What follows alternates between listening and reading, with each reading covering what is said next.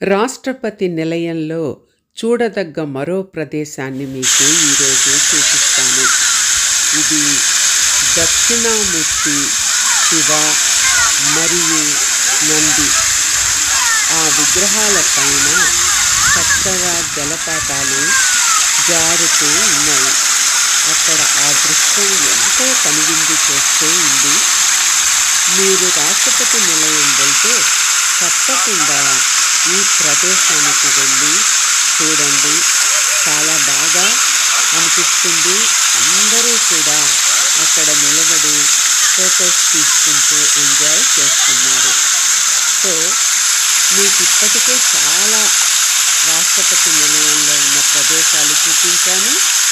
ఇది మరొక ప్రదేశం, మరి మర్చిపోకుండా చూస్తారు కదా. Okay friends, thank you for watching.